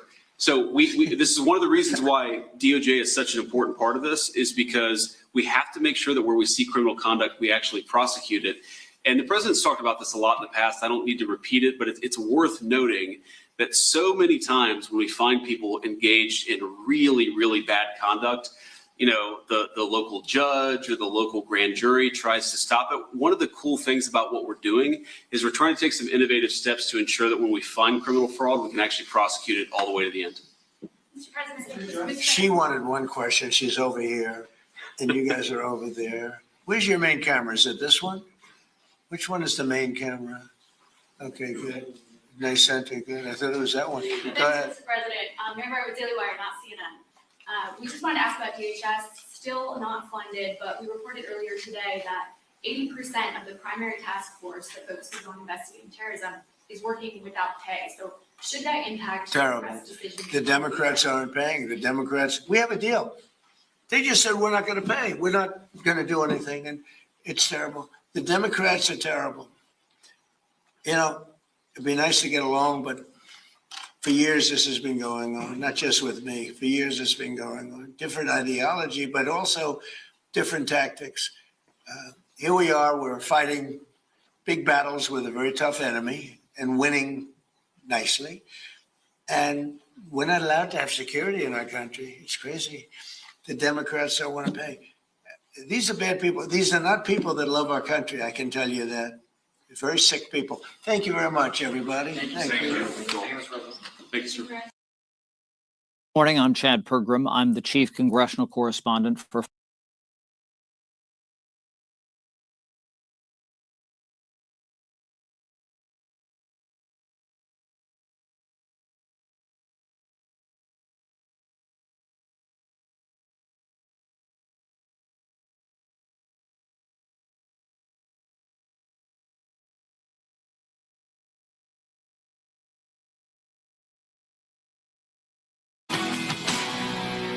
Israeli forces confirming that Michigan synagogue attacker's brother was a Hezbollah terrorist commander, and they got rid of him permanently during the strikes last week in Beirut. Our next guest knows all about the fighting the war on terror here and abroad. Jim Hansen ran counter-terror operations in the U.S. With the U.S. Army Special Forces and joins us now. So what is different about this over the last 4 attacks? What stands out from you, which is different from after 9/11 and the years after Iraq? I think the change has been previously we were concerned about what countries immigrants came from, whether they had been radicalized by a mosque or a particular radical imam preacher, and obviously the internet. But I think now we have to add to that the climate of violent hyperbolic rhetoric by the revolutionary left and some Democrats that is demonizing Israel, that is demonizing the Trump administration, for partnering with them in fighting against these terrorists, and in some way is inciting some of this violence. Hey, Jim, I was watching video in New York City, in Midtown, where hundreds of people were chanting for the Ayatollah, for Nasrallah, and for Hamas and Hezbollah in New York City. I mean, every one of those should have been looked at with facial recognition and find out where they're getting this sentiment from, don't you think? 100%. And we need to trace back and see who's funding those. And we know in a lot of ways it is the usual suspects from the revolutionary left. It's Soros and the rest of those open society type organizations. And we need to look at what they're doing to fund it, how they're stirring up this kind of anger in a way that now has boiled over and is causing deaths to American citizens for their cause. So I want to bring you to a quote in the Wall Street Journal about this new Made in America terrorist trend. Western counterterrorism operated for decades on a simple premise: threats from somewhere else. That premise no longer holding. The ideology no longer needs territory, command structures, or training camps. It travels easily, moving through digital networks and personal grievances. It is radicalized, unfolding quietly inside their own societies. So that's pretty much what you were saying, correct? You don't have to see if they went to Lebanon. You don't have to see if they want to spend any considerable time in Iran. You just see where they're logging on, which is tough to do. And how do you do that in a society where you cannot discriminate based on a religion? You can't say Muslims are the problem. You have to say Islamists or jihadists. And how do you tell what they're doing within an insular community, where that may be more acceptable than it is other places? And in this case, I think we should have been able to find the fact that this guy had a brother in Lebanese Hezbollah. They have their own Lebanese Hezbollah scouts. So I think it's likely that this guy may have been a scout as a young kid in that village. So I think we have to look at all of those, where they came from and how they got radicalized here in the United States. I would hope there would be an asterisk next to his name, whatever he did. And what about the Old Dominion? I mean, this guy's in jail for helping ISIS, gets out on good behavior, I guess, after 6 years, and no one's tracking him. Next thing you know, he's killing one of these great Americans, this ROTC teacher who, if you look at his military career, he's just a superstar. And he dies because this guy gets out of prison after telling us he's ISIS. Yeah, that's a dismal failure of the people who run that part of our justice system, and the mentality of the Democrats that says, oh, no, everyone should have a second chance. I don't believe anyone who has been involved with terrorism in any way should have a second chance at anything. If he's naturalized, denaturalize, and remigrate him right out of the United States. All right, Jim, thanks so much. Hopefully we don't have many more.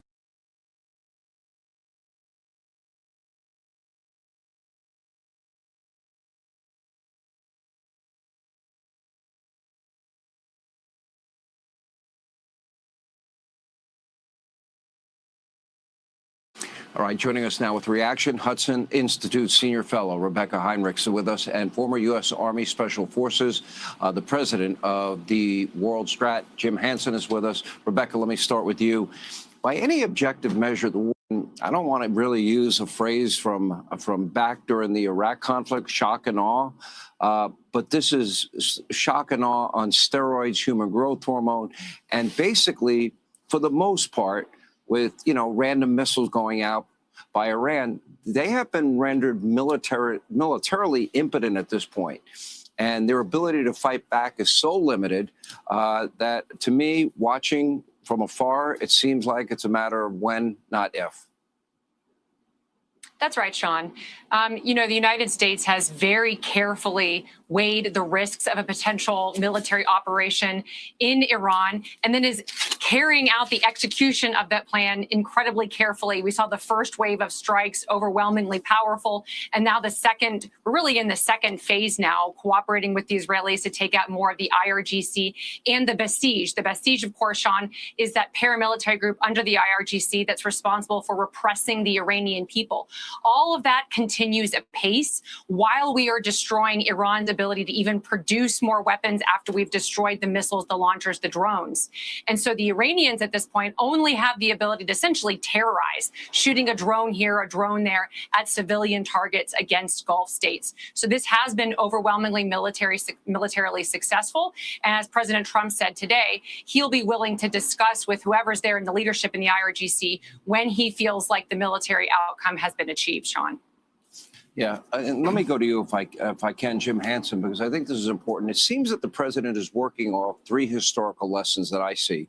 One, Reagan, peace through strength. Two, the last century, Mao, China, Stalin, Russia, Hitler, Germany, fascism, Italy, Tojo, Japan, and Pol Pot, the killing fields. And that is, if you don't act in time and you let a threat emerge, you're making a big mistake and millions potentially can die. And you know, I would say that the third lesson is maybe from Iraq and Afghanistan, and that is get in there, use modern weaponry, the next generation of weaponry, do the job and get out. And I think the president's working on that premise. That to me is the fundamental part of the Trump doctrine that a lot of people don't understand.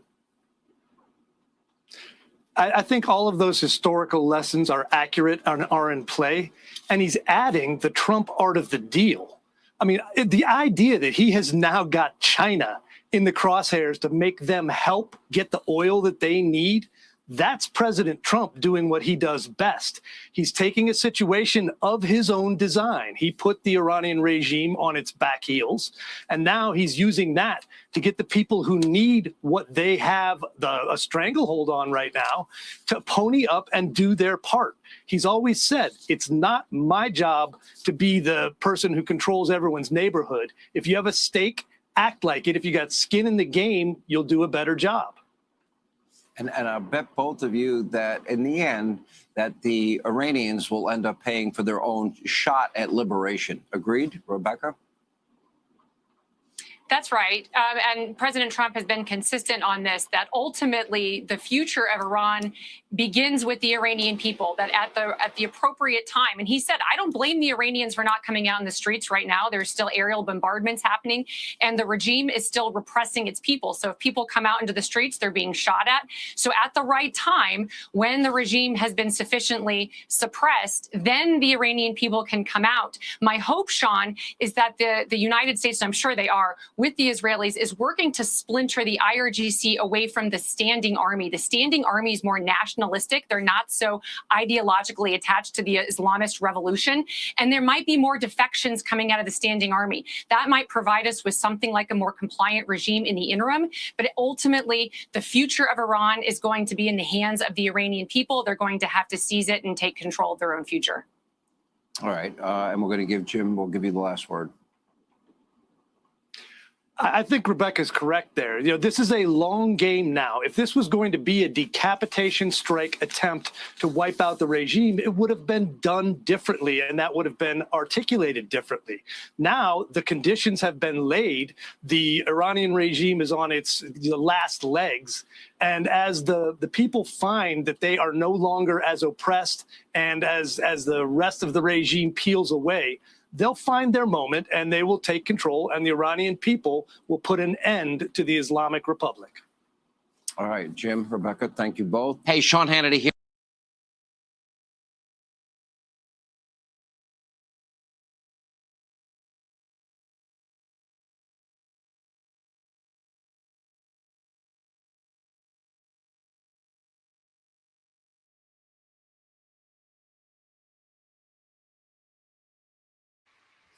Hey, you guys. That was a lot, but that's what's going on. And hopefully, are we still friends?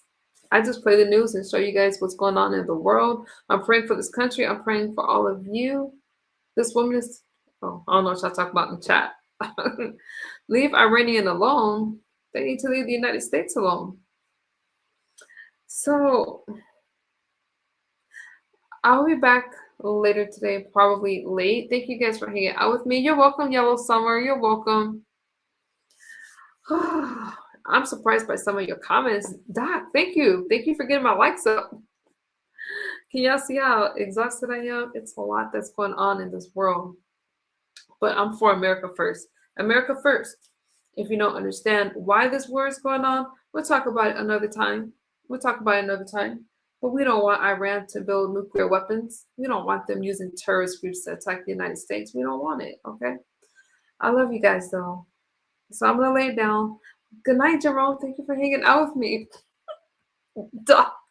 I'm cross-eyed right now. Michael, I'm misinformed. One day you should hit my link and tell me about it. No, you should tell me about it. But I'm for America first. You disagree with me, Yellow Summer? I'm sorry. I don't know what to tell you guys.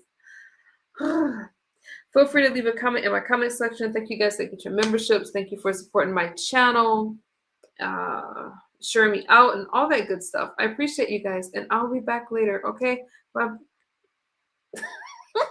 Doc, I have to get you one. I got so many of these shirts like that. I like to get the same. I like to buy the same thing, so I don't have to think about it.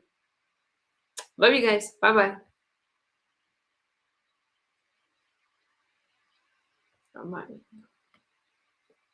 You're welcome.